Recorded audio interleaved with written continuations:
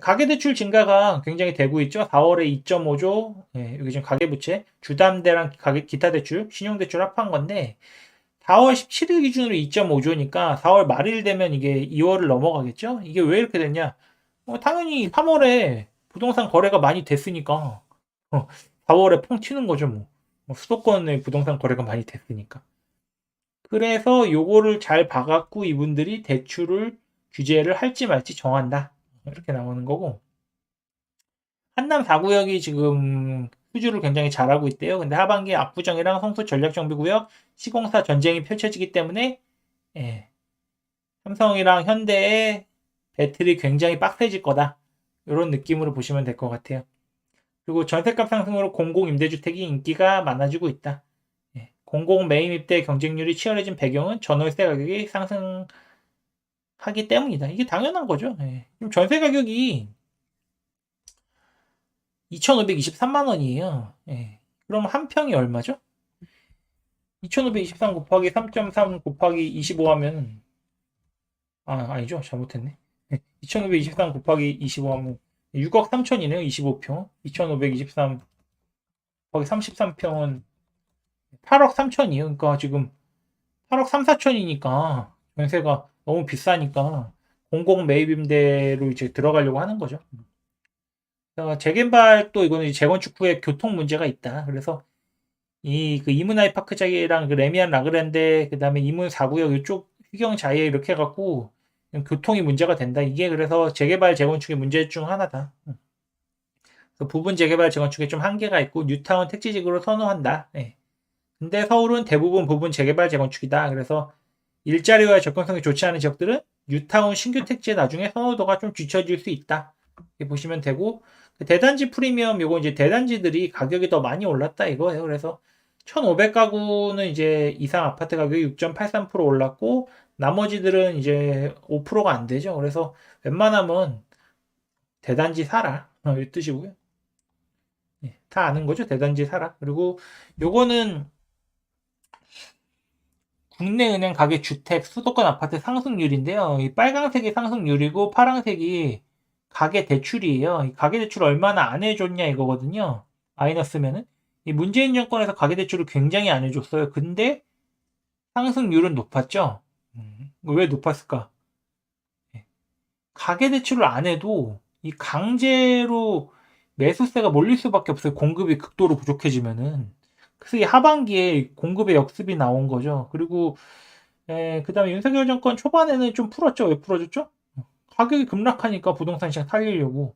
그러다가 이제 2025년 그 1분기, 그리고 여기 연말, 8월부터 가계대출 막았죠. 그리고 가계대출 막으니까 좀 이제 줄어들었죠. 상승률이.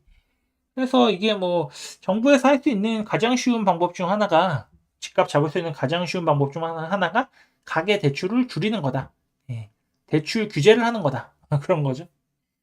그래서 최근엔 좀 푸는 경향이 풀고 있어요. 최근에 좀 풀고 있고 그렇게 크게 문제가 되는 건 아니고 왜냐면 마폭석은 이제 배짱 호가를 계속 올리고 있다. 근데 계속 올려도 헬리오시티가 26억이잖아요. 지금 경희궁자에도 26억이거든요. 그다음에 마포 프레티자이가 24억, 25억이고 하기 때문에 헬리오시티 벽을 못 넘는다. 그래서 이렇게 1급지 호가 상승 거래되고 가격 부담 느끼고 2급지 호가 상승되고 거래되고 가격 부담 느끼고 3급지 호가 상승되고 거래 가격 이렇게 되면서 계속 돌고 돈다. 흑석자이가 한 20억쯤 나온다. 지금 그다음에 아크로 리버하임이 거의 호가가 30억에 나온다. 아크로 리버하임이 이렇게 생겼고 한강뷰 보이는 단지랑 안 보이는 단지가 한 6억 7억 차이가 난다. 메이플자에 여기 보류지가 나왔고 근데 뭐 생각보다는 좀 안 됐죠. 생각보다는 좀 잘 안 됐고 경쟁은 치열했는데 188.7대 1이었는데 그래서 이렇게 매각 공고가 나왔고 분당 양지마을 1년 새 7억이 올랐다. 양지마을 금호 1단지 분당 신도시 대장 단지고 여기 지금 재건축 갈등 이슈 있어요. 금호 1단지가 역세권이랑 붙어 있는데 비대위에서 제자리 재건축을 요구하고 있다. 그래서 두 달 사이에 58평형 기준으로 한 7억 올랐다. 참고로 여기 단지 내에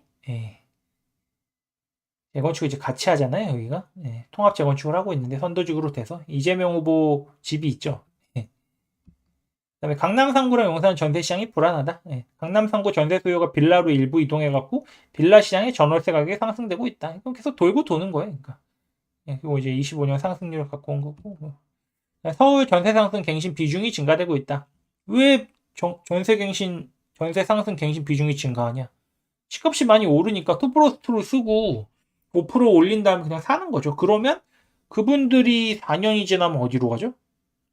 그 다음에 이제 올라간 전세를 따라가야 되는 거죠. 아니면 경기도로 빠지던가. 이렇게 되고 있습니다. 그 다음에 강남 역세권 과천 성남 집값 상승세. 예, 강남 3구 집값 상승이 판교 분당으로 가고 이 판교 분당은 용인수지 기흥으로 가요. 그리고 강남 3구 집값이 과천 판교로 가서 예, 그 다음에 평촌 인덕원 3번 등으로 각각 확산이 됩니다. 그래서 3개월간 경기도에서 신고가가 제일 많이 나온 곳이 성남 분당이다. 예, 이런 통계가 있습니다. 이런 식으로 압구정, 대치, 개포, 분당, 수지 이렇게 흐름이 가고 압구정, 반포, 과천, 평촌, 안양, 삼본, 의왕 이렇게 퍼져나갑니다. 그래서 이런 식으로 항상 흐름이 움직인다고 말씀드릴 수 있겠습니다. 그 다음에 대출 규제를 좀 풀고 있는데 신한은행에서 유주택자 주담대를 허용을 하고 있어요. 그래서 신한은행 가계대출이 2조 원 넘게 감소됐다. 왜냐면 대출을 막았으니까. 그래서 강남 3구랑 용산 제외하고 유주택자 주담대를 좀 허용을 한다. 그래서 많은 은행들이 강남 3구 용산 투기과열지구만 규제하고 나머지는 완화할 확률이 높아 보여요. 앞으로도.